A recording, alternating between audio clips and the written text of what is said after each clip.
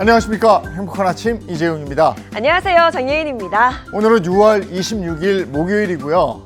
점점 이제 날이 더워질 거고 그리고 또 습해지고 이러면 엥 하는 모기가 또 우리를 귀찮게 하죠. 근데 모기 잡으려고 모기 향이나 모기 스프레이 있는데 이게 또 사람 인체에도 안 좋을 것 같고 뭐 이러니까 네. 또 향도 그렇고 그렇죠. 그래서 이거 안 쓰시는 분들도 있더라고요. 네, 그럴 땐 천연 모기 향으로 모기를 쫓을 수 있는데요. 오렌지나 레몬 껍질을 말린 후에 불에 태워서 향을 내면 모기를 좀 피할 수 있다고 하고요. 또 토마토가 여기도 좋은가 봐요. 토마토를 갈아서 근처에 두는 것도 모기를 피할 수 있는 방법 중 하나라고 합니다. 모기로부터 안전한 여름 보내시길 바라면서 6월 26일 행복한 아침 본격적으로 시작합니다.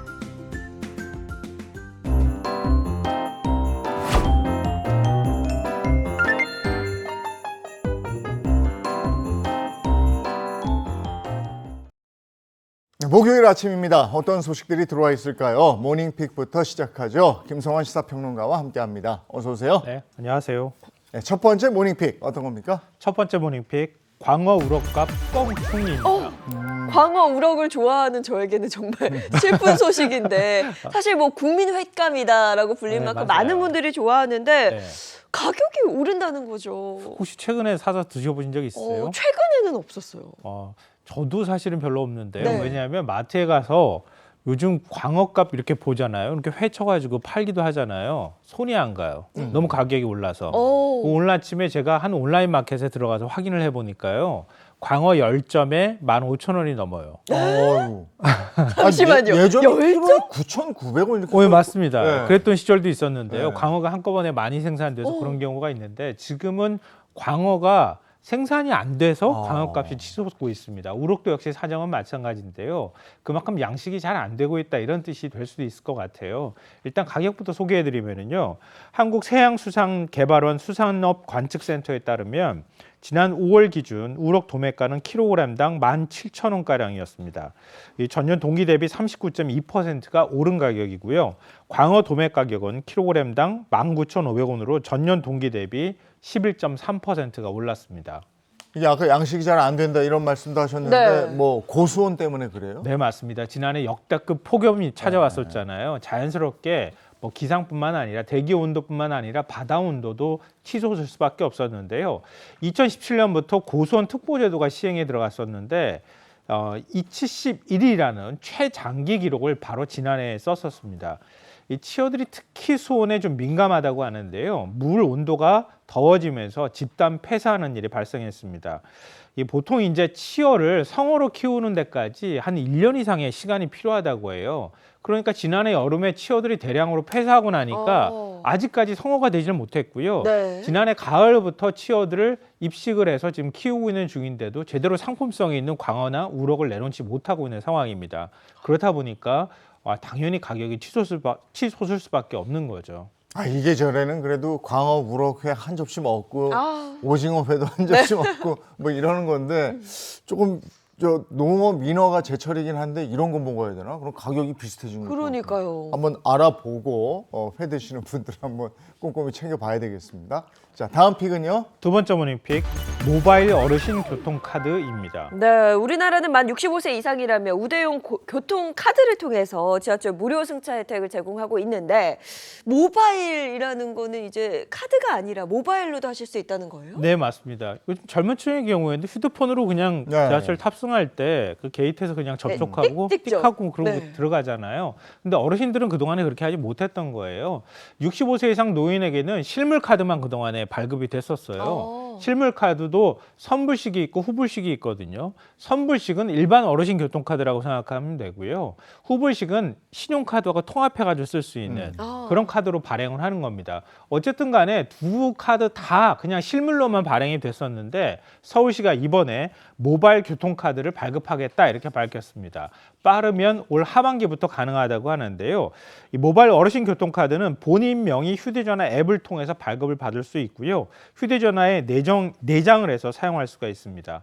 서울시에 거주하는 만 65세 이상 내국인 어르신이라면 누구나 신청이 가능하고요. 신청 희망자는 실물 또는 모바일 카드 중 하나만을 선택해서 발급받을 수가 있습니다. 네, 모바일 교통카드의 장점은 뭐예요? 일단 분실을 했을 때 뭐 대책이 없잖아요. 네. 가가지고 교통카드 당장 사용할 일이 있어도 실물카드를 발급받지 않으면은 다시 사용하기가 어렵잖아요. 그러니까 분실이나 훼손 시에 또 카드를 발급하려면 3,000원 정도의 수수료가 발생했었어요. 네. 이런 부담들이 있었던 거죠. 근데 모바일 교통카드를 발급받으면 뭐 번거로움도 해소가 되고 또 다시 발급받을 때 수수료를 낼 필요가 없는 거죠. 또 행정적인 측면에서도 장점이 있는데요. 그러니까 보통의 경우에 일반 실물 카드의 경우에는 나이를 다 신분증을 가지고 확인하지 않으면 잠깐 가족들한테 너 좀 써 이렇게 예. 줄 수도 있거나 네. 친구한테 빌려줄 수도 있는 거거든요. 이렇게 중복 사용, 부정 사용이 가능했었는데 모바일 교통카드는 이게 쉽지 않아진다는 거예요. 근데 지금 어르신들 무료 지하철 이용 때문에 서울시 지하철에 적자가 누적되고 있다 이런 얘기도 나오잖아요. 네. 부정 사용을 막게 되면 부정 사용으로 발생한 손해도 줄어들게 된다. 이런 장점도 있다고 생각하시면 될 것 같습니다. 그 편리함과 부정 사용 방지 기능까지 있군요. 오. 예, 알겠습니다. 다음 모닝픽은요? 세 번째 모닝픽 10대 행복 조건 1순위입니다. 네, 10대 행복 조건 1순위. 아무래도 10대에는 뭐 가장 친한 친구나 친구죠. 예. 그 뭐 가족 아니면 뭐 성적 이렇게 예상이 되는데 뭘까요? 정말 그렇게 생각하십니까? 친구 아닐까 10대는 싶은데. 친구 아니에요? 보통 그렇게 생각하잖아요. 네. 그래서 항상 부모님 입에서 나오는 얘기가 그거잖아요. 친구 살면 사귀지 마라. 어. 이 얘기를 많이 하곤 하는데요. 그렇지 않습니다. 뭘까요? 제가 아마 말씀드리면 깜짝 놀라실 수도 있을 것 같은데요. 대학내일 20대 연구소가 10대 중고등학생 청소년의 여가 소비 지출 진로에 대한 인식을 기획조사했는데요. 그 결과 10대 청소년이 행복하기 위해 필요하다고 생각하는 요소는 재산이었습니다. 재산이요? 네. 돈? 네, 돈이었습니다. 재산이요? 52.1%로 압도적으로 높았는데요. 그 다음 순위가 부모, 친구 이렇게 내려가는데요. 부모는 몇 퍼센트 정도 나왔을 것 같으세요? 돈이 52% 나왔으니까요. 부모가 그러면 한 40% 나간다. 그보다 30%? 안 나왔어요. 39.5% 30%. 나왔습니다. 절친, 친구가 34.6%, 심휴식이 32.8%, 외모가 32.1%를 차지했습니다. 야, 이게 1위가 돈이에요. 10대인데 제일 필요한 게 재산. 돈이다. 네, 돈. 이게 이 청소년들만의 생각이겠습니까? 사회 구조가 그렇게 되니까 이런 거 아니에요? 네, 맞아요. 그 사회적인 전반적인 분위기를 청소년들이 다 느끼고 있다 이렇게 얘기가 될 수도 있는데요. 이 청소년들이 미래 진로를 어떻게 고민하는지와도 연결이 되는 거예요. 그러니까 그러니까 청소년이 생각할 때 30대쯤 됐을 때 나는 뭐가 제일 필요할까 이 생각들을 지금 머릿속에 하는 거예요. 당장의 어려움을 뭐 극복하는 이런 방법에 돈이 제일 중요하다 생각하는 그런 차원을 넘어섰어요. 이건 뒤집어서 생각하면 그만큼 청소년의 미래를 결정짓는 게 돈일 수밖에 없는 환경이 됐다. 이렇게도 설명이 가능할 것 같아요. 그러니까 계층 이동이 쉽지 않다고 하는 걸 청소년들이 누구보다 더 잘 알고 있다. 이렇게도 해석이 가능할 것 같은데요. 이 조사 결과에도 이게 그대로 반영이 되어 있습니다. 10대 응답자 과반, 그러니까 50.6%는 30대가 되었을 때 자신의 경제적 계층이 중위층일 거다라고 예상을 했습니다. 보통 중위층이면은 그냥 우리 사회에서 평범하게 사는 사람들의 수준이야 이렇게 생각한다는 뜻인데요. 중상위층이 될 거라는 응답은 22.4%, 중하위층은 18.4%, 하위층은 2.1%였습니다. 이렇게 보면 보통 옛날에는 그러잖아요. 청소년들한테 공부 열심히 해. 공부 열심히 하면은 계층 사다리 막 타고 올라가 가지고 나는 잘 살 수 있어. 상위층이 될 수 있어. 이렇게 생각을 했는데 지금 청소년은 나는 요 정도 수준, 요거보다 또 조금 떨어지는 수준, 요렇게 될 것 같다라고 생각을 한다는 거예요. 현재 가정의 경제 수준에 따라 전망도 엇갈렸는데요. 부모 소득이 상위권인 청소년은 30세에 중상위나 상위권 계층이 될 거라는 응답이 48.6%였거든요. 그런데 가정이 하위층인 경우에는 중하위층에 머무를 거라는 응답이 38.5%였습니다. 그러니까 지금 부모님이 잘 사는 경우에는 나는 중상이나 상위가 될 수 있다라고 생각하는 학생들이 상대적으로 부모님이 중하위층인 경우보다 더 많이 나오고 있다는 뜻이에요. 그러니까 부모 소득이 자녀의 미래도 결정할 수 있다. 이걸 보여주는 결과라고도 할 수 있을 것 같아요. 참 씁쓸한 결과가 나왔습니다. 네. 그리고 이게 세상의 모든 가치의 기준이 돈이 되다 보니까 우리 청소년들도 이런 생각을 하는구나 싶기도 하고. 자, 다음 모닝픽은요. 네 번째 모닝픽 유리병 음료의 배신입니다. 나 뭐 아무래도 여름이다 보니 뭐 유리병으로 된 맥주나 혹은 뭐 탄산음료 더 자주 찾게 되는 것 같은데요. 유리병 음료의 배신 이건 어떤 얘기일까요? 이게 왜 배신이란 표현을 썼을까 굉장히 궁금하실 것 같은데요. 저 여름철 되면은 요즘 캔 맥주 많이 마시잖아요. 네. 병맥주를 일부러 사서 마시는 경우도 있었거든요. 왜냐하면 병맥주는 좀 더 차가움이 더 오래 가기도 하고 약간 느낌도 좀 있잖아요. 근데 그것 때문에 병맥주를 사서 마시기도 하고 그랬는데 이번 소식 보고 난 다음에 이렇게 해야 될까라고 하는 생각을 잠깐 했어요. 보통 플라스틱 병보다는 유리병이 좀 더 위생적일 거라고 생각하잖아요. 그렇죠. 근데 이 통념을 뒤집는 연구 결과가 나왔습니다. 프랑스 식품환경노동위생안전청이 시판 음료에 포함된 미세 플라스틱 양과 음료 용기 종류에 따른 영향을 분석 조사했는데요. 유리병 음료 리터당 평균 약 100개의 미세 플라스틱 입자가 검출이 됐다고 합니다. 유리병에서 어떻게 미세 플라스틱? 이렇게 생각하실 것 같은데요. 네. 같은 음료에 플라스틱 병이나 캔에 담았을 때보다 5배, 많게는 10배 가까이 높은 수치가 나왔다고 합니다. 아니, 유리병은 그런 게 안 나올 것 같은데 거기에 어떻게 미세 플라스틱이 나와요? 병 뚜껑에 문제가 있어요. 병뚜껑? 예. 유리병에서 조각이 나오면 유리 조각이 나오지 미세 네. 플라스틱이 나오겠어요. 그 연구진이 확인을 해보니까요. 밀봉한 뚜껑의 외부 페인트에서 미세 플라스틱이 떨어져 나오는 것으로 확인이 됐다고 하는데요. 병뚜껑 페인트에 맨눈에 보이지 않는 작은 긁힘이 있었고 보관 중에 뚜껑끼리 마찰하면서 나온 미세 플라스틱이 음료를 오염시켰을 것이다. 이렇게 보고 있는데요. 병을 밀봉하기 전에 뚜껑에 공기를 불어넣어 먼지를 없애고 물과 알코올로 세척을 했더니 오염이 60% 이상 감소를 했다고 합니다. 그러니까 병 뚜껑 만들 때 신경 쓰면은 미세 플라스틱이 그러네요. 유리병에 안 들어간다는 얘기잖아요. 네. 그 부분에 대해서는 확실히 뭔가 보완 대책이 좀 필요할 것 같은데요. 다만 연구진이 이렇게 밝혔습니다. 미세 플라스틱의 독성 기준치가 현재로서는 마련되지 않았고 또 이번 수치가 인체 건강에 어떤 영향을 줄지는 아직까지 단정하기는 어렵다. 이렇게 설명을 했습니다. 아니, 그래도 일단 병에서 미세 플라스틱이 나온다니까 네. 기분이 안 좋은데 방법이 없는 게 아니잖아요. 방법이 있고 이걸 확인을 했으니까 그렇게 하면 되지 뭐, 그죠? 그렇죠. 방법은 간단하죠. 네. 네. 그렇게 좀 해주시면 되는 거죠. 자, 여기까지 하겠습니다. 김성환 시사평론가와 함께했습니다. 고맙습니다. 네, 고맙습니다. 네, 어제는 뭐 거의 종일 비가 내렸습니다. 이 비가 언제까지 이어질지도 궁금한데요. 문단영 기상캐스터, 오늘 비는 언제까지 내릴까요? 네, 전국에 비를 뿌리던 비구름은 오전이면 물러나겠습니다. 그 자리를 덮고 습한 공기가 채우면서 내륙을 중심으로 30도 안팎의 무더위를 보이겠습니다.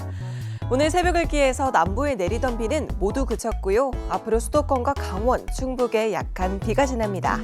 5mm 미만의 이슬비 수준으로 양은 적겠습니다. 전국이 흐린 가운데 오후 한때 강원에는 소나기가 지나겠는데요. 강원 내륙과 산간에 5에서 10mm의 소낙비가 내립니다. 한낮에는 다시 무더위가 예상됩니다. 서울은 27도로 평년 수준에 그치겠지만요. 광주 29도, 대구 30도까지 오르면서 특히 남부지방을 중심으로 체감더위는 더 심하겠습니다. 내일까지는 정체전선이 잠시 물러나면서 비 소식 없습니다. 주말부터 다시 비가 시작되겠는데요. 토요일에는 전국에, 일요일부터는 중부를 중심으로 다음 주 초반까지 오락가락 이어지겠습니다. 주말까지 해수면 높이가 높은 기간인데요. 만조 시간대에는 저지대 침수 유의하시기 바랍니다. 지금까지 날씨 전해드렸습니다.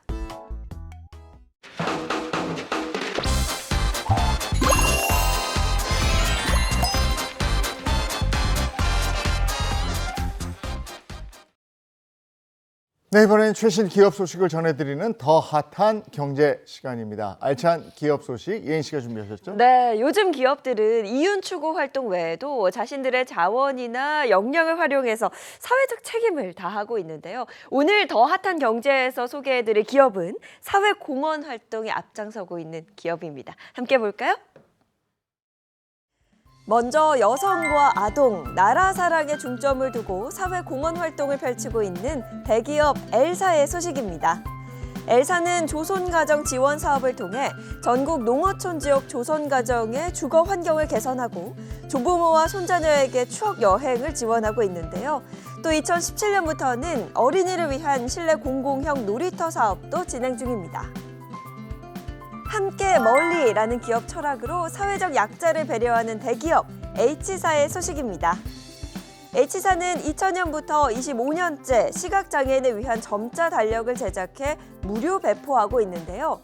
시각장애인과 비장애인 모두 사용할 수 있어 배리어프리 문화 조성에 기여하고 있습니다. 이를 통해 점자 출판, 인쇄 전문 사회적 기업과의 상생 활동도 이어가는 중입니다. 아동, 청소년 복지를 위한 사회공헌 활동에 힘쓰는 에너지 화학 기업 S사의 소식입니다. S사는 농어촌 지역 아동의 교육 격차 해소를 위한 도서관 사업을 통해 농어촌 지역 아동센터의 독서 공간을 리모델링하고 도서를 기증하고 있는데요. 올해는 전국 25개 센터의 도서관을 개선하고 약 10,000권의 도서를 추가 기증할 계획입니다. 다문화 가정 아동을 위한 사회공헌 활동을 진행 중인 유통 전문 기업 G사의 소식입니다.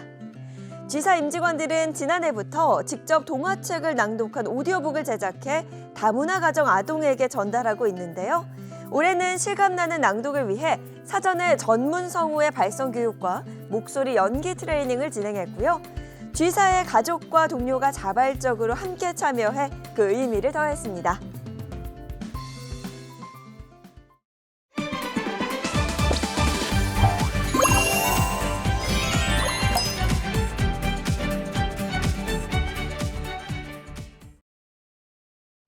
행복한 아침 함께하고 계신 지금 시각이 7시 47분을 넘어섰습니다. 이번엔 역사 얘기하겠습니다. 역사 속의 사건을 정사와 야사로 풀어보는 시간, 앞뒤로 보는 역사 시간입니다. 개그맨 정철규 씨 어서 오세요. 네, 안녕하세요. 역사의 앞뒤를 모조리 파헤치겠습니다. 개그맨 전철기입니다. 네, 반갑습니다. 자, 그리고 역사 속에서 우리가 궁금했던 이야기만 쏙쏙 뽑아서 모조리 알려주실 역사학자 이익주 교수님 함께합니다. 어서 오세요. 네, 안녕하세요. 역사서에 나오는 정사는 물론 세간에 떠도는 역사 썰까지 팩트체크 제대로 해드리겠습니다. 역사학자 이익주입니다. 네, 앞뒤로 보는 역사, 오늘 주제는요. 자, 오늘의 주제입니다. 원조 개미들의 인생 역전, 조선시대 재테크 파헤치기입니다. 원조 개미들의 얘기를 합니까?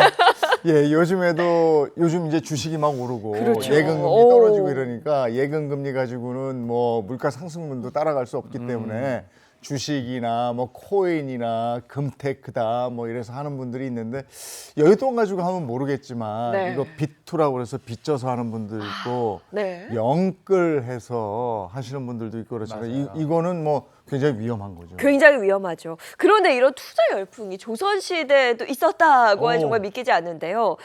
주식이나 코인에 투자하는 일반 투자자를 뭐 흔히들 그냥 개미 투자자 이렇게 부르곤 하는데 이 개미 투자자가 조선시대에도 있었고 재테크도 했다는 거죠. 네, 조선시대는 모두 개미처럼 일만 했다고 생각하기 쉬운데 개항 이후 조선 말에는 개미 투자자가 나타나기 시작합니다. 신기하다. 투기 시장에서 기가 막힌 매도와 매수로 하루아침에 큰 돈을 번 사람도 있고 오호호. 영끌 투자로 재산을 탕진하는 사람도 있고 지금하고 똑같아요. 네. 자, 오늘은 투자에 울고 웃었던 조선의 개미들 그리고 재테크 비법까지 전부 파헤쳐 보겠습니다. 재밌겠는데요. 자, 그럼 먼저 야사 속으로 들어가 보도록 하겠습니다. 앞뒤로 보는 역사, 야사 속 이야기는요. 조선판 영앤리치, 투자의 신 반복창입니다. 네, 오늘 이야기도 야사 속 이야기를 재구성했고요. 야사기 때문에 과장되거나 사실과 다른 부분이 있을 수 있다는 점 꼭 기억하고 들어주시면 좋겠습니다. 1896년 일본이 인천에 개설한 미두 취인소는 주식이 아니라 쌀을 거래하는 일종의 선물 시장이었는데요. 이 미두 취인소에서 투자의 신이라고 불리는 남자가 있었습니다. 그의 이름이 반복창. 자, 이 반복창이 전하는 성공 투자의 3가지 원칙 함께 들어보시죠. 돈이 돈을 벌게 하는 거야. 어떻게? 우선 첫째, 종잣돈을 마련해. 영혼까지 끌어모아. 영혼까지. 전문가예요, 전문가. 아. 두 번째, 이건 기본인데 그룹에서 사서 업계에서 판다. 분명하죠. 미리온 등락에 일일비하면 100점 100패야. 흐름을 읽어야지. 아는데 안 되는 건데. 세 번째, 이게 제일 중요한데 빠질 때를 알아야 돼. 아, 맞아. 언제가 빠질 때냐? 장 시작됐네. 오늘은 여기까지. 야, 반복창 얘기가 맞아요. 네. 저런 얘기를 계속 복창하고 다니는 건 반복창이에요. 아, 그래서 한복 차입니까? 네? 무릎에서 사서 어깨에서 판다. 근데 대부분의 분들이 어깨에서 사서 무릎에서 파는 경우가 있고 이래서 투자에 실패한단 말이죠. 아유, 정말. 네, 보통 사람들은 반복창처럼 저렇게 하기가 쉽지가 않은데 반복창 어떻게 해서 저런 감을 가지고 투자에 힘이 됐을까요? 네, 반복창은 원래 미두 추인소에서 명성을 날리던 일본인 아라키의 하인이었어요.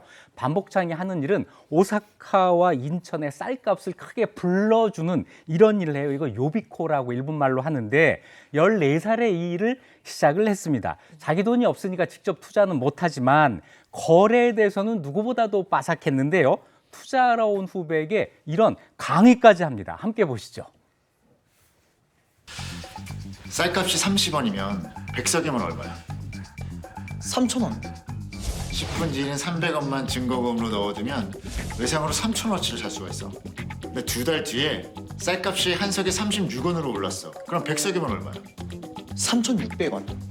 네가 3,000원에 산 것이 3,600원이 된 거지. 그럼 너는 600원을 가지게 되는 거야. 300원을 내어놓고 600원을 벌어가는 거지.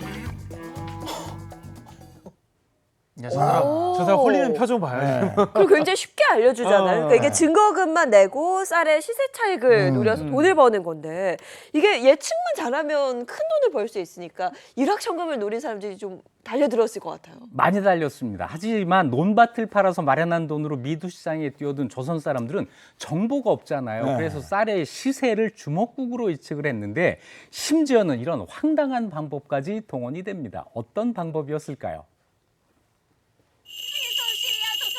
뭐야, 무당한테? 무당을 찾아가요? 오늘 근데 저 사실 요즘도 뒤에 저래요. 틀림없이 온다는 그래요? 거지? 얼마나요?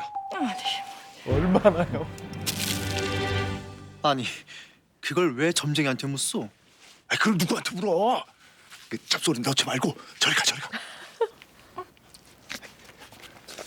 아유, 저거 무당이 알았으면 무당이 부자 됐죠. 그러니까 무당은 야, 저거 저 때도 거는데. 그랬네. 흐름을 분석하고 알아서 공부하고 이게 아니고 무당한테 찾아가서 이게 어떻게 됩니까? 이러고 물어보는 거예요.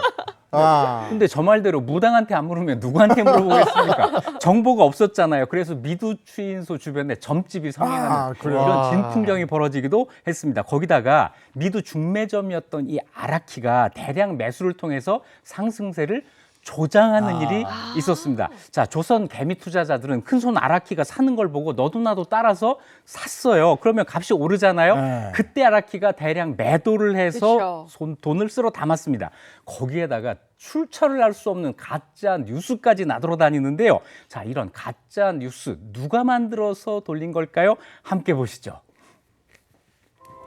오사카로 쌀 2만 석 나르던 배 난파 쌀 분기 현상 우려.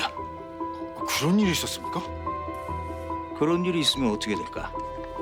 내가 2달 전에 사놓은 쌀값이 폭등하겠죠? 그렇지. 아, 지금 거짓 정보를 이럴 말씀이세요? 우와. 왜? 뭐 문제 있어? 수급 흐름만 잘 분석해도 돈은 벌 수 있습니다. 다른 사람들한테 피해를 아이고야. 감히 누굴 가르쳐? 다른 사람이 피해를 봐야 내가 돈을 벌어. 저기 요즘에도 있는 가짜 뉴스잖아요. 아니 가짜 뉴스를 통해서 주가 조작 그리고 저 때는 쌀값 조작 네. 이렇게 되는 거예요. 아니 이렇게 되면은 사실 피해보는 개미 조선판 개미 투자자들 그 사람들 피해를 고스란히 보는 거잖아요. 그렇죠. 네, 네. 정보는 없고 주가 조작의 가짜 뉴스에 이래서 조선의 개미 투자자들이 전 재산을 날리고 목숨을 끊는 아이고. 사람까지 어떡해. 속출합니다. 이렇게 되자 미두 시장은 조선인의 피를 빨아먹는 악마의 굴이라는 말까지 나오게 됩니다. 그런데 언젠가부터 조선 개미들의 반격이 시작됩니다. 함께 보시죠. 개미의 반격. 일본이 또 전쟁을 일으킨대. 군량미가 필요하니까 쌀값이 오를 거라는데. 그럴 리 없습니다. 오. 전쟁 끝난 지 얼마나 됐다고요. 그리고 군량미가 필요하면 일본이 왜 쌀을 비싼 값 주고 사가겠습니까? 강탈해 가겠죠. 가짜 정보입니다. 두 번 속지 않고. 하여튼 지난번에도 이 찌라시 믿고 다 사들였다가 그 아라키만 좋은 일 시키고 우리 다 망했잖아. 노란하면 안 됩니다. 조선 쌀값의 시세는 우리 조선인들이 만들어야 합니다. 아, 역시 똑똑합니다. 한 번은 당했지, 두 번은 당하지 않는다. 이제 뭔가 이 흐름을 파악을 한 것 같은데. 근데 이렇게 조선인들이 각성했으니까 더 이상 아라키도 돈을 벌 수 없었을 것 같은데요? 네, 그렇습니다. 조선 개미들이 쌀을 계속 팔아요. 그러니까 쌀값이 오르질 않고 계속 떨어졌겠죠. 네. 결국 아라키가 부도를 내고 일본으로 도망을 갑니다. 야. 그것 때문에 그 미두 시장이 영업정지 처분까지 당했는데 이 미두 시장이 다시 문을 열었을 때 미두 시장에 등장한 남자가 있었습니다. 바로 반복창이었습니다. 어허. 반복창의 등장 모습 함께 보시죠. 이 집만 맡기면 10,000원은 빌릴 수 있어요. 더 10,000원을 땡길 수 있는데 왜 집을 깔고 앉아서 놀려? 다 탕진하고 집까지 넘길 거예요? 걱정하지 마요. 금방 찾아. 쌀값이 폭등할 거거든. 아버지께 돈 빌릴 때도 그렇게 말했었어요. 나 진짜 그렇게 못 믿어요? 난 틀리지 않았어. 이거 봐. 이때 1.7배 올랐어야 돼. 분명히 농간 부리는 놈이 있다니까. 뭔가 내가 심상치가 이대로 죽을 것 같아? 않은데. 절대 안 죽어. 나는 신이니까. 나는 믿으신 반복창이니까. 확신보다도 그냥 오기로 하는 것 같아요. 그렇죠. 그 시장에서 워낙 돈을 많이 벌었고 자신감이 강하다 보니까 좀 과하게 한 건데 그러면서 집까지 건드리게 된 거거든요. 네. 이건 진짜 아닌 것 같은데. 근데 저렇게 되기 전에 성공한 적이 있었어요. 쌀값이 35원 하던 쌀이 60원으로 거의 치솟는 두 배. 이런 일이 있었습니다. 백발백중하면서 종잣돈 500원으로 시작했는데 1년 만에 40만 원, 800배의 수익을 얻어요. 40만 원이면 지금 돈으로 400억 원 정도가 됩니다. 이렇게 해서 하루아침에 백만장자가 됐고 장안의 화제가 되어 반복창은 미두신이라고 불리면서 선망의 대상이 됩니다. 그런데 이 행복이 오래가지를 않습니다. 불과 2년 만에 빗나가기 시작해요. 그러면서 계속 실패하면서 나락으로 떨어지게 되는데요. 그렇죠. 그 모습을 저희가 방금 네, 본 그 그렇습니다. 장면인 거죠. 그래서 반복창은 아내에게 이혼당하고 재산을 모두 탕진하고 중풍으로 쓰러지는데 그때 나이가 불과 30살이었어요. 아이고, 30살에 젊은 중풍으로 쓰러져서 네. 걷기조차 힘든 지경이 됐고 그로부터 10년 뒤에 세상을 떠났다는 이야기입니다. 예. 그렇군요. 아, 조선인들에게 정말 일확천금을 꿈꾸게 했던 미두 추인소. 이게 근데 처음 어떻게 만들어지게 된 건지 그것도 궁금하네요. 네, 우리가 개항한 다음에 1896년에 국내 최초로 인천에 미두 추인소라고 하는 게 개설이 됐는데요. 일본 상인들이 우리나라의 시장에 진출하기 위한 이런 시도였습니다. 명목은 쌀값을 안정화하고 합리화한다 이런 거였지만 사실은 일본 사람들의 이익이 우선한 그런 시장이었던 거죠. 자, 요즘 말로 하면 선물 거래소예요. 중매점은 선물 회사에 해당하는데요.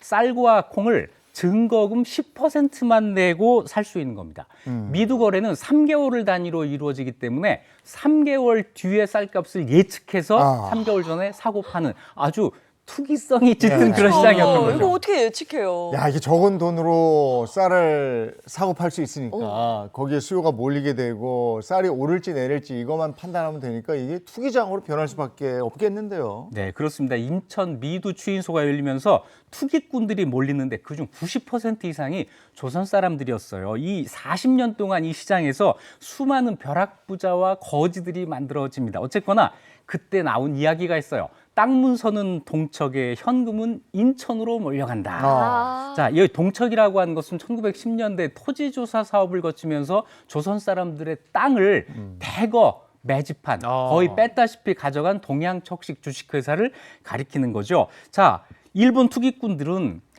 조선 총독부에서 나오는 고급 정보를 얻을 수 있었습니다. 이 정보를 가지고 투자를 하니까 큰 돈을 벌 수 있었지만 조선의 투자자들은 그런 정보가 없었어요. 그러니까 감으로 하거나 심지어는 미신에 기대어서 투기성 투자를 한 거예요. 그러다 보니 당연히 재산을 탕진할 수밖에 없었겠죠. 네, 한때 투자의 신이었지만 나락으로 떨어지지 않았습니까? 그죠? 이 반복창의 이야기 이거 실합니까 혹시? 네, 반복창 실제 인물입니다. 1900년에 태어나서 어린 나이부터 아라키 미두 중매점에서 요비코로 일하면서 자신도 큰 돈을 벌어야겠다는 포부를 갖게 되는데요. 하루 일과가 끝나면 밤을 새워서 그래프를 그려가면서 그날 쌀 시세를 분석을 했고 투자의 감을 닦아갔습니다. 500원으로 이 미두 시장에 뛰어들어서 단 한 번의 거래로 18만 원을 벌어들여요. 자, 가장 마지막에 번 돈은 40만 원, 지금 돈으로 400억 원입니다. 억만장자가 된 거죠. 그때 나이가 놀랍게도 21살일 때예요. 자, 반복창이 미두 시장에 나타났다. 이 소문만으로도 가격이 오르내릴 정도로 영향력이 막강했습니다. 21살에 400억이면 이거 그냥 영앤 리치가 아니라 영앤 슈퍼 리치라고 봐야 될 것 같은데 이렇게 갑자기 큰 돈을 벌었단 말이죠. 엄청난 호화 생활을 즐겼을 것 같아요. 네, 호화 생활의 끝을 보여줍니다. 자, 김우동과의 호화 결혼식 장안의 화제가 됐는데요. 22살 청년의 결혼식에 재관계 유력 인사들이 총 집결을 했고요. 인천에서 서울로 오는 하객들을 운송하기 위해서 특별 열차를 대절을 해요. 그리고 인천에서 출발하는 열차가 경성역에 도착하면 대기하고 있던 수십 대 자동차가 하객들을 태워서 결혼식장인 호텔로 모셨습니다. 이 초호화 결혼식에 쓰인 비용 하루에 3만 원, 지금 가치로 30억 원이 들어요. 아니 이렇게 인생의 정점을 맛봤는데 근데 하루아침에 또 한순간에 또 나락으로 떨어진다면서요. 네, 그 부를 누린 시간이 불과 2년에 불과했습니다.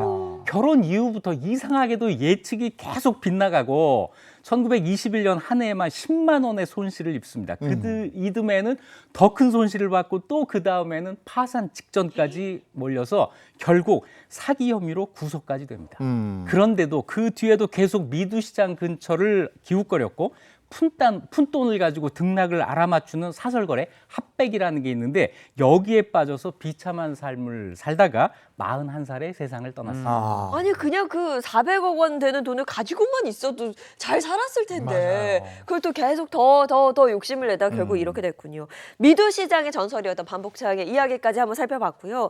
근데 이 미두 추인소가 쌀을 사고 또 파는 권리를 거래했던 그런 곳이잖아요. 그럼 한국의 최초 증권거래소는 어디였을까요? 네, 한국에 주식이라고 하는 게 생긴 것은 1899년에 대한천일은행이라는 은행이 설립된 뒤부터입니다. 그리고 최초의 증권거래소는 1920년 5월에 설립된 경성 주식현물 추인시장이라고 하는 건데요. 이 추인시장이 1932년에 인천 미두 추인소와 합병을 해서 조선 추인소로 그 간판을 바꿔 달게 됩니다. 거래 종목은 주로 일본의 도쿄 거래소와 오사카 거래소에 있었던 일본 주식들이었어요. 그런데 이 주식 추인소에서는 정보력이나 자금력이 월등한 일본 거래상들에 휘말려서 쪽박을 차는 조선인들이 많았는데요. 그런데 놀라운 것은 이때 조선 추인소 최고의 주식 고수가 바로 조선인이었다는 사실입니다. 그래요? 누굴까요? 대단한데? 궁금한데요? 네, 바로 신들린 투자로 주식왕이라고 이 이름을 불린 그 조준호라는 사람입니다. 대한제국 말에 갑부집 맏아들로 태어나서 무려 영국 유학을 다녀왔고요. 귀국해서 1934년에 증권사를 설립을 했어요. 이 증권사가 설립 첫 해부터 명동 제1의 중매점으로 명성을 날립니다. 자, 조준호는 직접 투자에도 나서서 주식이 폭락해서 투매가 벌어지는 와중에 쏟아지는 매물을 거두어 들였다가 급등장에 팔아서 엄청난 이익을 얻어요. 이때 벌어들인 돈이 무려 300만 원. 지금 가치로 3천억 원. 야, 이거 쌀은 이건 유도 아니네. 반복창은 뭐 이도 안 나요. 네, 그렇습니다. 이 조준호는 광복 후에도 계속 사업을 키워서 충무로에 우리도 알고 있는 사보땡 호텔을 설립했습니다. 이게 사땡 호텔을 만든 분이에요. 근데 알고기는 일본인들 사이에서 한국인이 주식 왕이 됐다.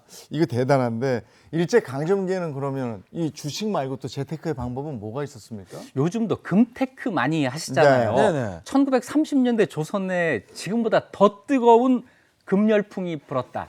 믿어지세요? 1929년 10월에 세계 대공황이 일어나죠. 그러면서 화폐 가치는 폭락하는 반면 금 가치가 천정부지로 치솟습니다. 또 그 무렵에 일본이 전쟁 준비를 하면서 전쟁 물자 조달을 위해서 조선의 금 생산을 장려하고 모든 금을 사들이기 시작했어요. 조선에서 금값이 더 올랐겠죠. 너도 나도 벼락부자를 꿈꾸며 금광 개발에 뛰어들기 시작했습니다. 네, 그러면 진짜 뛰어들었으니까 금광을 찾아서 진짜 부자가 된 사람들이 있었습니까? 네, 물론 있습니다. 대표적인 사람이 황금왕 최창학이라는 사람인데요. 최창학은 20대 초반부터 금맥을 찾아서 전국을 떠돌아다녔지만 실패의 연속이었어요. 그러다가 1923년에 33살 나이에 고향 근처인 평안북도 구성에서 마침내 조선 최대 금맥을 발견하는 데 성공합니다. 삼성금광이라고 불린 이곳에서 1년 만에 조선 굴지의 금광으로 성장하는 데 성공합니다. 최창학은 정말 엄청난 돈을 벌었어요. 1929년 8월에 일본 미쓰이 광업에 현금 130만 원 현지 금액으로 1,300억 원의 금광을 팝니다. 이후에도 평안북도 일대 광구 수십 개소를 묶어서 600만 원에 파는 빅딜을 성사시켰어요. 야. 하지만 각종 친일 단체에 적극 참여했고 해방 후에 단죄 대상이 되기도 했습니다. 네. 근데 저 사진 봐요. 지금 호랑이 타고 있어. 타고 그러니까요. 저 합성 아니죠? 저도 놀랐어요 보면서. 아니 진짜로 호랑이를 타고 다니는 거예요? 저게 가능한 거예요? 그 정도로 뭔가 위세가 대단했다. 그래. 그렇죠. 근데 이렇게 뭐 금광으로 인해 재벌이 됐다, 부자가 됐다 이런 얘기 나오면 그냥 너도 나도 이제 곡괭이 들고 금광 찾아 떠나는 거거든요. 네, 금광 열풍이 불어요. 1933년 한 해만 전국에 금광, 은광이 3,222개나 개발이 됐습니다. 1939년에 조선에서 생산된 금이 대략 31톤인데요. 이게 얼마나 대단한 거냐면 남아프리카 공화국, 미국, 소련, 오스트레일리아에 이어서 조선이 세계 5번째 금 생산국이 됐습니다. 그렇게 많았나? 자, 모두가 금광으로 갔어요. 의사, 변호사, 작가, 기자 등 이 지식인들이 금광을 찾아서 곡괭이를 맸습니다. 그래서 언론에서는 황금에 미친 황금과학 시대라는 이름을 붙이기도 거의 뭐 했습니다. 서부개척 시대네. 그러다가 1941년에 태평양 전쟁이 일어나잖아요. 일제가 군수물자 생산에 집중하면서 이때부터 금광 열풍이 사라졌습니다. 이게 식민지 시대의 불안정한 사회 분위기를 틈타서 또 일확천금을 노리는 그런 투기 열풍이 대단했군요. 네, 그렇습니다. 당시 사람들은 쌀, 금, 주식, 부동산 돈이 될 거라면 뭐든지 투기 대상으로 삼았는데요. 그중에 아주 특이한 게 하나가 있습니다. 바로 정어리예요. 정어리? 1923년 가을에 동해바다에 엄청난 양의 정어리떼가 몰려옵니다. 얼마나 많았는지 저기 보이는 정어리떼가 섬처럼 보였다는 거예요. 300톤급 기선이 정어리떼 때문에 항구를 빠져나가지 못할 정도로 정어리가 많았고 막 바닷가로 몰려오는 정어리를 주워서 집집마다 몇 가마지씩을 가지고 있었다는 겁니다. 자, 어떤 사람들이 이 정어리 사재기를 하면 어떨까 생각한 거예요. 이 정어리 투기를 한 거죠. 정어리를 이때 아주 싼 값에 대량으로 사들여서 가격을 높여서 이윤을 얻을 생각을 한 겁니다. 그러면 정어리 사업을 했던 대표적 인물은 혹시 누가 있었을까요? 김기진 작가라고 필명이 김팔봉인데요. 유명한 평론가예요. 이분이 경성판 프로개미였는데요. 금광 개발에도 뛰어들었다 실패했고 정어리 기름이 각광받는 것을 보고 청진에다가 어육 공장을 차렸다가 갑자기 일본이 긴축을 한 바람에 어육값이 폭락해서 낭패를 보기도 했습니다. 총독부 기관지 매일신보의 사회부장일 때는 낮에는 명동 주식장으로 출근하고 밤에는 신문을 편집하는 투잡러였습니다. 야, 그러니까 돈이 될 만한 건 다 한 거예요. 정어리, 금광, 주식 뭐 다 한 건데. 그럼 일제강점기 전에 조선시대에는 어떤 재테크를 했어요? 조선시대에는 상평통보가 만들어지기 전에는 화폐가 없었고 쌀이 화폐로 사용됐거든요. 쌀을 가진 사람은 너나 할 것 없이 쌀 굴리기, 쌀 테크를 했습니다. 쌀을 빌려주고 이자를 받아서 수익을 내는데 이걸 장리라고 불렀어요.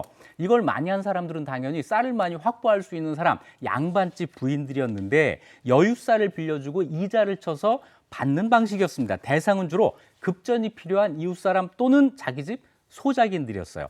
혼례나 장례를 치르게 되면 돈이 많이 필요하잖아요. 이럴 때 쌀을 빌릴 수밖에 없었던 거죠.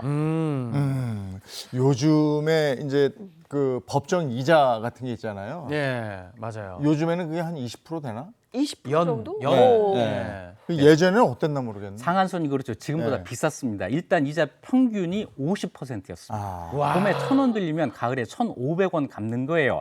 하지만 농민들이 보릿고개를 넘기기 위해서는 이자율 50%짜리 장리쌀을 춘분기에 받았고 가을에 추수를 해서 원금과 이자를 갚고 나면 남는 게 없으니까 다음에 봄에 또 빌려야 되고 이런 악순환에 빠져드는 거죠. 그러면 이거 너무 고이자 아니냐, 이율이 높은 거 아니냐 이렇게 이야기를 하겠지만 쌀을 빌려주는 사람도 할 말이 있었어요. 쌀을 빌려주려면 쌀을 보관할 창고가 필요하지 않냐, 이거 관리 비용 생각해야 된다.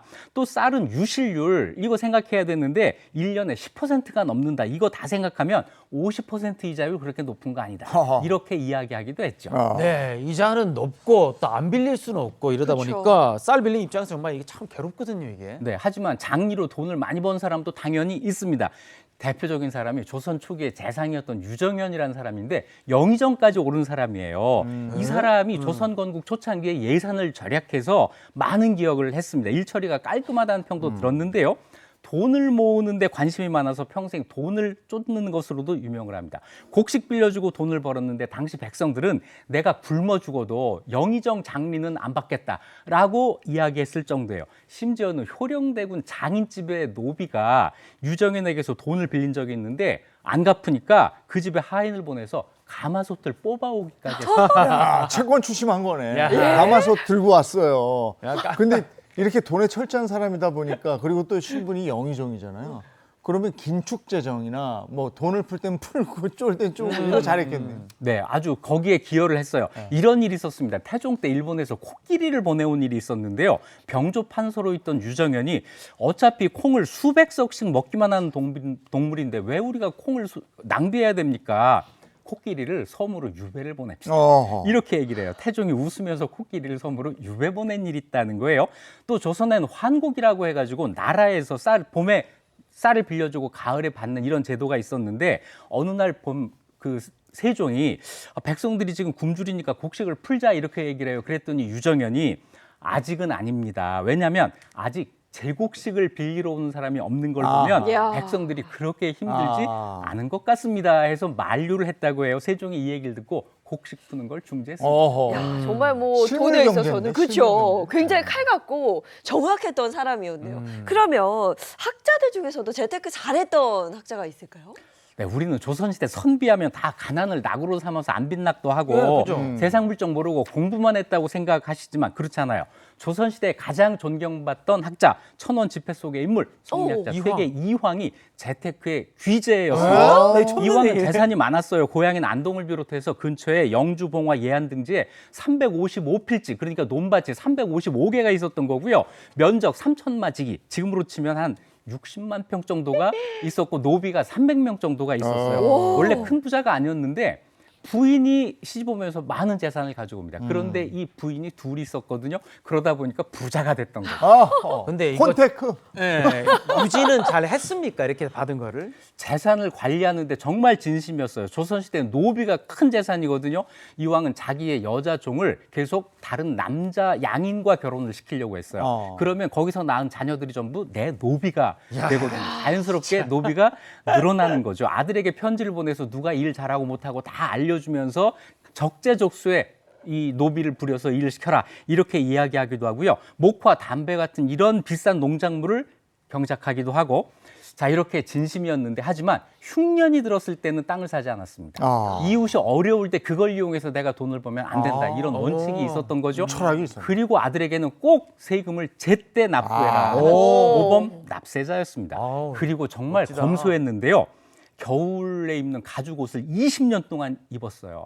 이게 해져서 못 입게 되니까 손자한테 이거 팔면 얼마 받을 수 있는지 알아? 이런 이야기를 했다는 거죠. 야, 이 괜히 돈 모델이 되신 게 아니네요. 아, 그래, 돈 모델이 그냥 그렇죠. 이 성리학의 큰 학자 이렇게만 알고 있었는데, 어우 대단하신 분이었네. 뛰어난 농장 경영자였어요. 네, 그렇습니다. 이왕은 이렇게 번 재산으로 도산서당을 건립해서 조선을 대표하는 학자 제자들을 키워내면서 많은 기여를 했죠. 오늘은 조선시대 재테크에 대해서 알아봤는데요. 적절한 투자는 재산을 늘리는 데 도움이 되지만 과도한 투기는 오히려 화를 부른다. 교과서에 나오는 이야기죠. 조상들을 통해서 한 번 더 배워봤습니다. 요즘 같은 시기에 아주 적절한 역사 속 이야기를 들려주셨습니다. 고맙습니다. 고맙습니다. 이번 달 월급이다.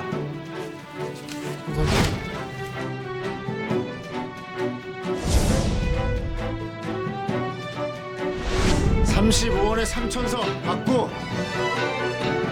2만 석서.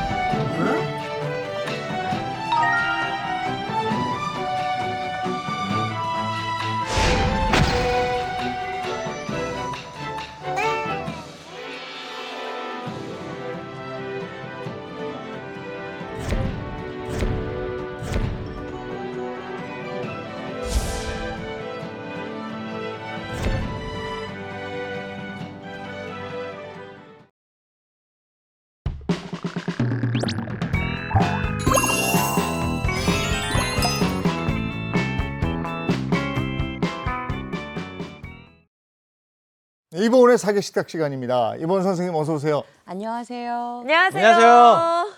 명란 좋아하세요? 네, 그럼요. 너무 좋아하죠? 명란 어떻게 잡수세요? 네. 명란 그냥 찜을 해서 먹기도 하고 네. 달걀에 풀어서 맞아. 달걀 그 마리해서 마리해서. 먹기도 하고. 네. 오늘은요 명란을요 정말 이렇게 맛있는 명란 그냥도 먹고 지금 말씀하신 것처럼 갖가지 메뉴로도 활용을 해서 먹는 이 명란을요 아주 특별한 메뉴로 제가 구성을 한번 해봤습니다. 바로 오늘 주제가 밥도둑 명란 요리 특집입니다. 첫 번째 메뉴는요 마늘종에다가요 네. 명란을 같이 넣고 같이 버무리는데 요걸 한번 쪘어요. 엄청 맛있겠죠. 네. 그래서 우리 보통 이제 명란 비린맛 안 나요 하시는데도 나는 그래도 비린맛이 조금 납니다 하시는 분들 계세요. 근데 정말 비린맛 하나도 없이 명란의 그 아주 맛있는 고소함과 그다음에 마늘종의 아작아작하게 씹히는 맛이 어우러져 갖고 정말 맛있습니다. 요거 첫 번째 메뉴를 준비를 했고요. 바로 명란 마늘종 버무리입니다. 두 번째 메뉴는요. 달걀탕 좋아하세요? 너무 좋아하죠. 이 달걀탕에다가 명란을 듬뿍 넣었습니다. 그래서 명란 달걀탕도 준비를 했는데요. 우리 아까 마늘종 있었잖아요. 네. 마늘종 뭐 묶음 사면은 이 정도 되니까 한 2줄 정도 달걀탕에 좀 양보를 해서 그것도 넣고 그다음에 팽이버섯도 넣어서 굉장히 푸짐하고 그 백명란이 톡톡 터지는 그 질감을 맛보는 아주 명란 달걀탕까지 오늘 2가지 완벽하게 알려드리도록 하겠습니다. 이 명란하면 사실 밥도둑이잖아요. 아, 그럼요. 그냥 먹어도 맛있는 명란을 요리에다가 지금 활용을 한다 그러니까 어떻게 이렇게 또 감칠맛을 낼지 한번 보겠습니다. 네. 이 명란은요, 저희가 이제 명란 종류가 굉장히 많은데 어느 순간부터 명란을 백명란을 많이 잡수세요. 왜냐하면 양념이 과하지 않고 맛있다 그래서 백명란을 많이 잡수시는데 이 백명란이요 요리에 활용하기도 굉장히 좋아요. 네. 그렇기 때문에 이렇게 백명란을 준비를 했어요. 백명란은요 요거 간이 조금 안 되어 있잖아요. 네. 그러니까 요거는 그냥 이렇게 쫑쫑쫑쫑 썰어서 준비를 하세요. 이렇게 대신에 조금 잘게 썰으셔야 돼요. 많이 잘게. 네. 그래야지 요 명란 안에 있는 알알이가 마늘종에 달라붙어서 마늘종에 씹히는 맛이 아주 좋거든요. 네. 그래서 이렇게까지 준비를 해주세요. 많이 다져주시는 게 좋아요. 저거 참기름만 살짝 뿌려서 먹으면 그 밥 비벼 먹으면 진짜 맛있는데. 맛있어. 맛있죠? 근데 그 맛있는 거를 한 걸음 더 업그레이드 시켜드리는 거예요. 기대됩니다. 네. 정말. 우리가 보통 명란은 그냥 반찬 없을 때 그냥 어머님들이 명란에다가 참기름 조금 또는 들기름 조금 해서 깨 조금 뿌려가지고 그냥 내잖아요. 네. 그것도 정말 감지덕지하게 잘하시는데 요거 훨씬 더 맛있게 제가 만들어 드릴 거예요. 요거 요렇게 해서 이제 준비를 했어요. 이 명란을 제가 다 다지면 생방송이 끝나기 때문에 다 다질 수가 없어서 이렇게 미리 조금 다져 왔습니다. 이렇게 준비가 다 됐어요. 네.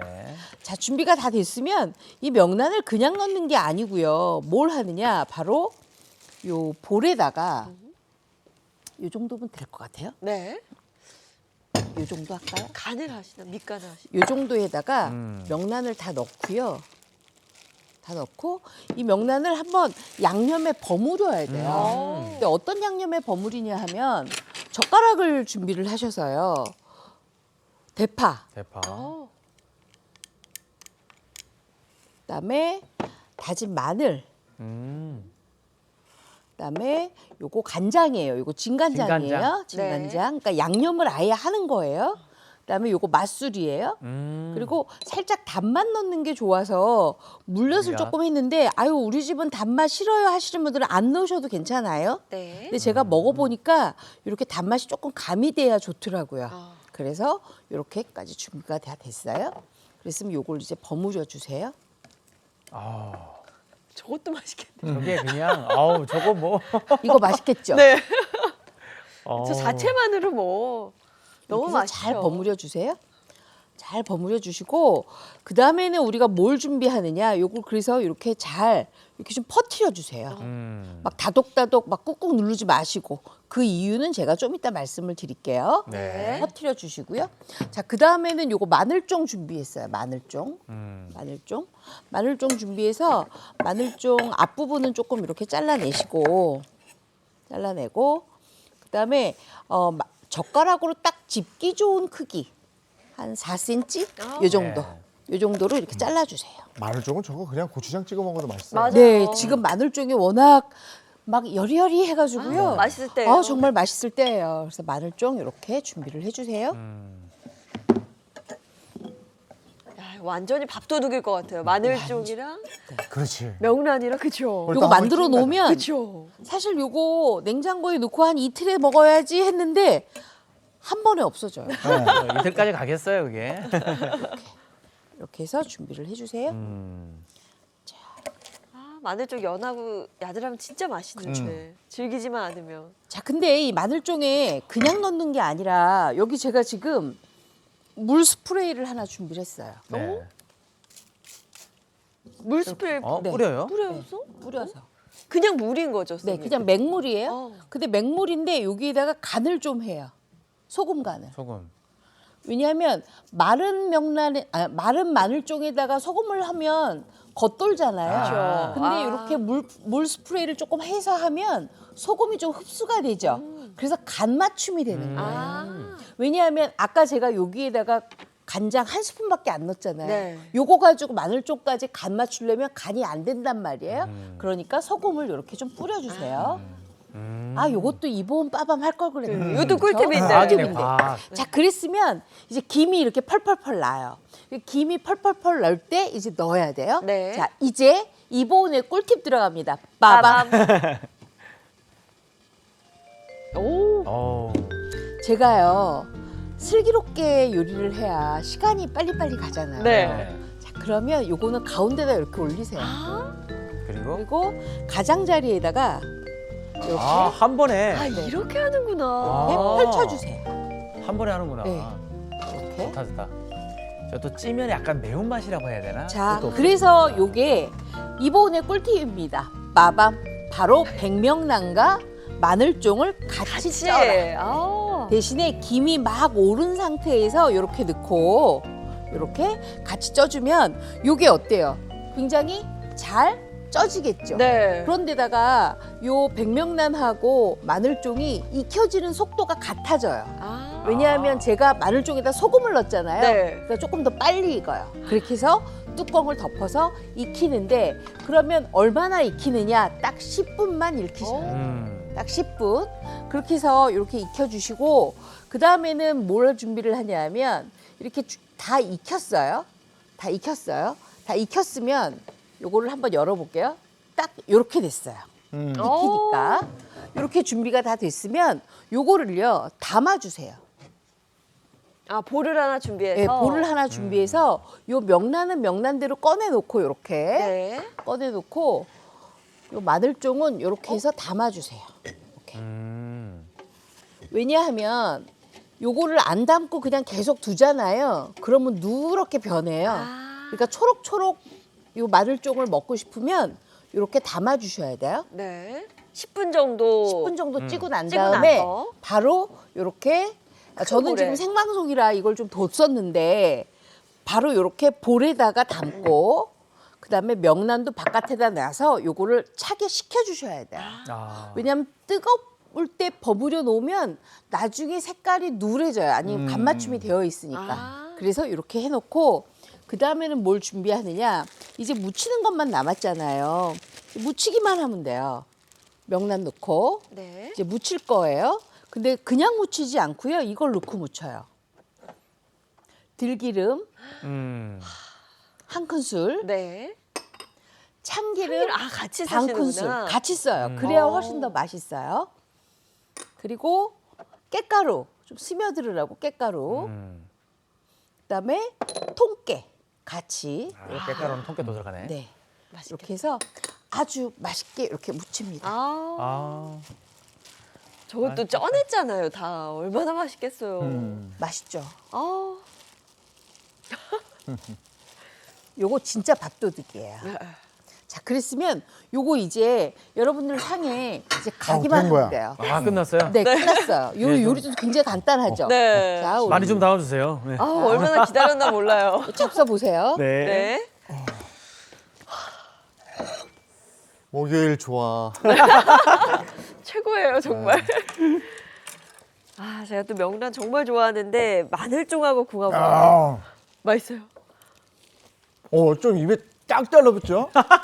오! 저희 요 행복한 아침을 보시는 분들이요. 네. 시식하는 와중에 이주영 아나운서만 보신대요. 왜 그러냐 그랬더니 리액션이 이러면 정말 맛있다는 느낀다면서. 입에 딱 붙어. 그렇죠? 네. 너무 맛있죠? 거기다가 마늘종의 식감이 살아있네요. 그죠? 살아있습니다. 그러면서 너무 부드럽고 질기지도 않고 네. 그리고 선생님이 간을 따로따로 하셨잖아요. 마늘종 따로, 명란 따로. 그것도 맞아요. 너무 적절해요. 네. 너무 적절하죠? 간 배임도 너무 좋고.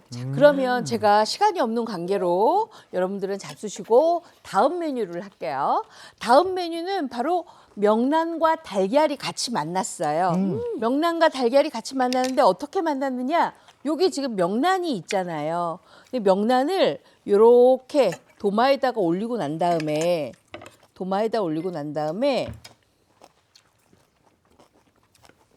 반을 가르. 이렇게 반을 갈라요. 그래서 이렇게 펼쳐요. 이렇게. 그러면 알알이 이렇게 나오잖아요. 네. 네. 요것만 숟가락으로 긁으세요. 아, 이렇게. 긁어내는구나. 이렇게. 이렇게 긁으세요. 부드럽게 하려고 그러시는 거예요. 그럼 껍데기는 그쵸? 안 되죠? 그럼 이거 알만 껍질은 나오잖아. 보이시죠? 이렇게. 네네. 껍질이 보이시죠? 요 껍질이 이렇게 지나야 굉장히 뭐랄까 명란이 부들부들하면서 이게 알알이 터져서 맛있어요. 이렇게 만들어서 준비를 해주세요. 이렇게. 네. 요거 몇 개 정도 하시냐면은 한 2조각 정도 하시면 돼요. 아. 그러면 굉장히 맛있게 드실 수가 있어요. 요것도 마찬가지로 이렇게 해서 이렇게 껍질은 벗겨내세요. 그래서 명란 껍질을 벗겨내면 어떻게 되느냐 이렇게 돼요. 이렇게. 껍질만 조금만 남았네요. 벗겨낸 네. 거예요. 이렇게 준비를 해주세요. 한 요 정도 준비하시면 딱 맞아요. 그러고 난 다음에는 우리 아까 제가 명란 이거 2개, 마늘종 2개 남겨놨다 그랬잖아요. 네네. 마늘종 2개 이렇게 해서 요것도 잘게 썰어주세요. 이렇게. 쫑쫑쫑쫑 네. 썰면 되죠. 네. 왜냐하면 요거는 살짝만 익혀가지고 바로 달걀만 익으면 바로 잡수시면 되니까 요게 또 씹히는 맛이 있거든요. 마늘과는 또 다른 맛이에요. 그래서 굉장히 싱그럽게 드실 수 있으니까 요 마늘종도 한 2줄 정도 이렇게 쫑쫑쫑쫑 썰어서 준비를 해주세요. 네. 잘 어울릴 것 같아요. 네, 아주 잘 어울립니다. 그리고 요 마늘종 준비를 했으면 그 다음에는 양파 하나만 이렇게 채 썰어서 놔주세요. 양파 하나만. 네. 그리고 여기에 만약에 내가 버섯을 넣고 싶다. 그러면 다 집에 있는 버섯 다 쓰셔도 괜찮은데 저는 특별히 오늘 팽이버섯 준비를 했거든요. 그래서 팽이버섯도 썰어서 준비를 해주세요. 팽이버섯은 밑동만 썰어서 위에 있는 거 조금 남겨놓고 준비하시면 돼요. 이렇게 밑동만 잘라내고 네. 이렇게 이 정도로 썰어 놓으시면 아주 맛있게 마늘종과 그다음에 양파와 달걀이 합해져서 이것도 굉장히 맛있습니다. 자, 이렇게 준비가 다 됐어요. 이제 준비가 됐으면 이제 주인공인 명란도 준비가 됐으니까 네. 우린 뭘 준비하느냐, 바로 알끈을 제거하는 달걀을 준비를 하셔야 돼요.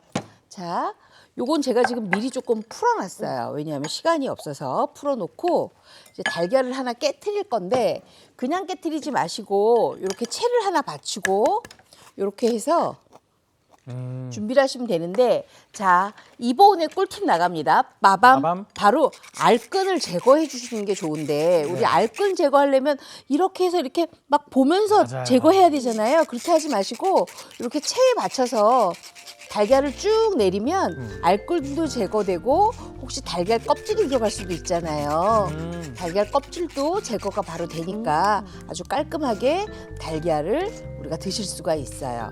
이렇게 다 준비가 됐으면 그 다음에 우리 뭐 하느냐, 사실은 요거 다 해서 내려야 돼요. 네네. 근데 지금 시간이 없는 관계로 요것만 내릴게요. 자, 그 다음에는 이제 우리 뭐 하느냐, 요 달걀물에 양념을 하셔야 돼요. 그죠? 바로 요거 맛술이에요. 맛술. 그다음에 요거 국간장이에요. 국간장. 한 큰술. 네. 그리고 요거는 통후추인데요. 통후추를 곱게 빻았어요. 네. 빻아서 요거 그냥 같이 넣으세요. 이렇게 해서 같이 섞어요. 요게 지금 간맞춤이에요. 네. 자, 그랬으면 이제 이쪽으로 오시면 돼요.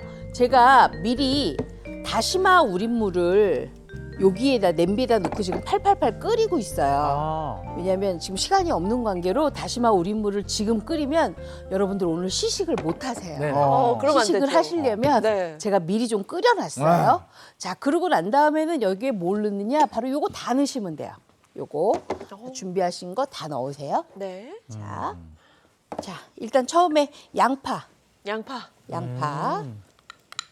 그다음에 팽이버섯도 넣으세요. 지금 같이 넣어요. 팽이버섯도. 그래서 어머 국물이 조금 없는데요 하실 정도까지. 진짜 그때까지. 그러네요. 네, 오. 이렇게.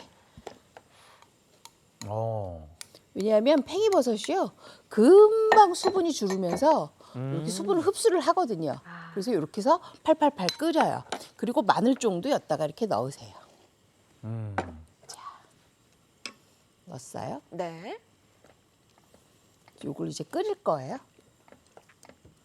그리고 여기에 제가 지금 달걀물에다가만 국간장 한 큰술 넣었잖아요. 네. 그랬으면 지금 다시마 우린물이 4컵이란 말이에요.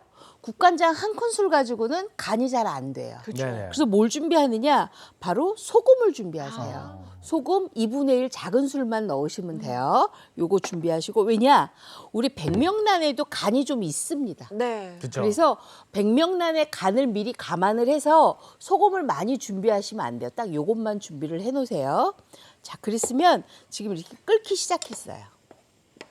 근데 제가 지금 달걀을 넣어야 되는데 왜 안 넣냐 하면 바로 마늘종이 살짝 익어줘야 돼요.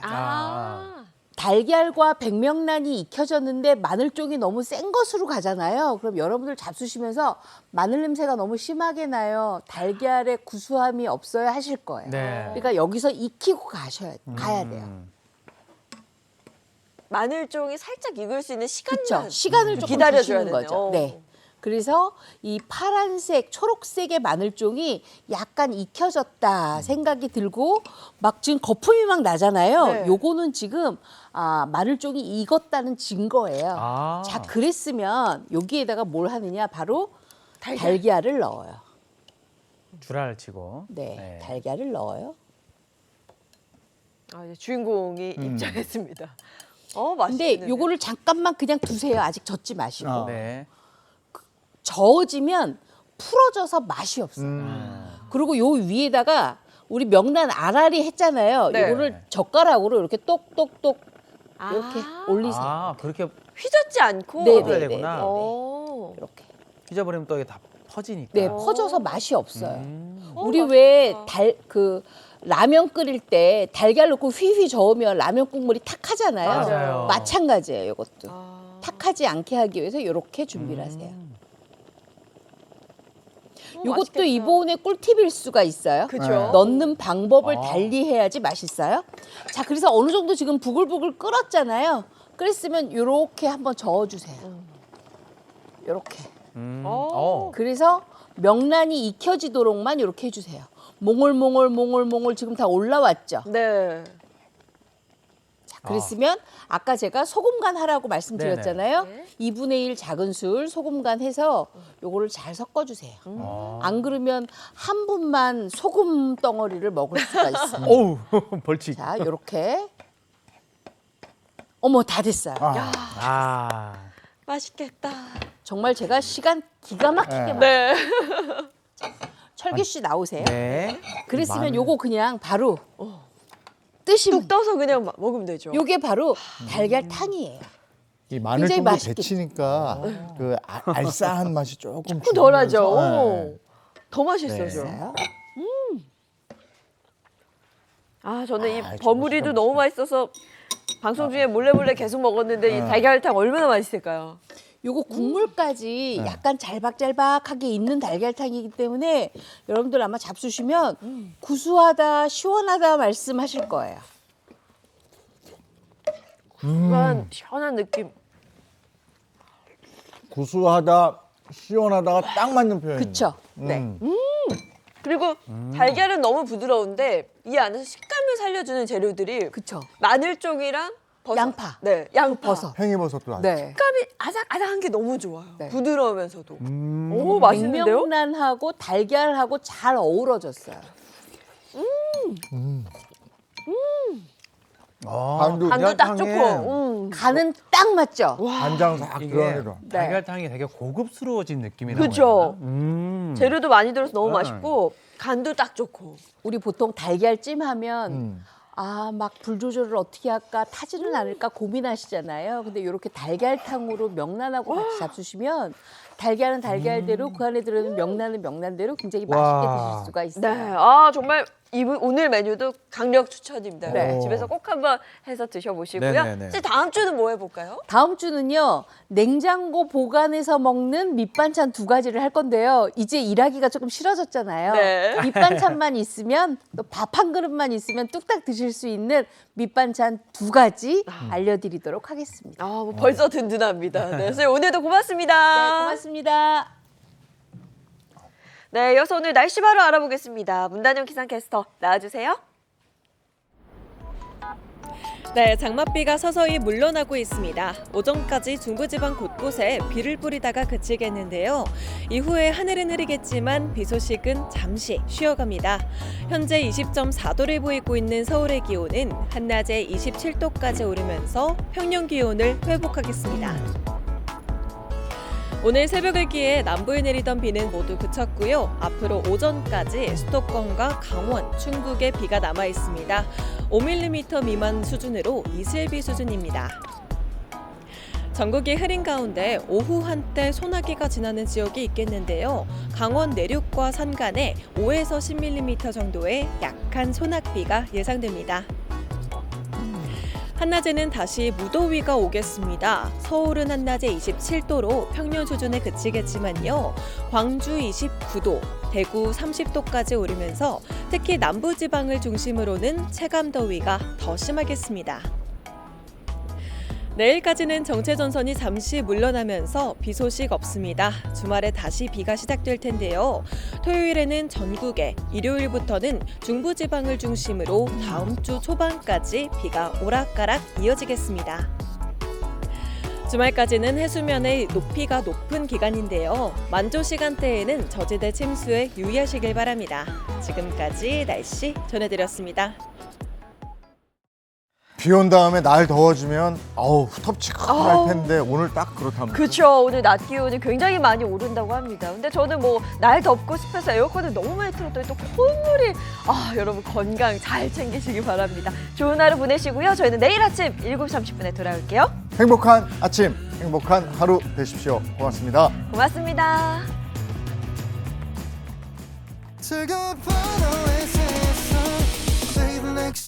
Channel A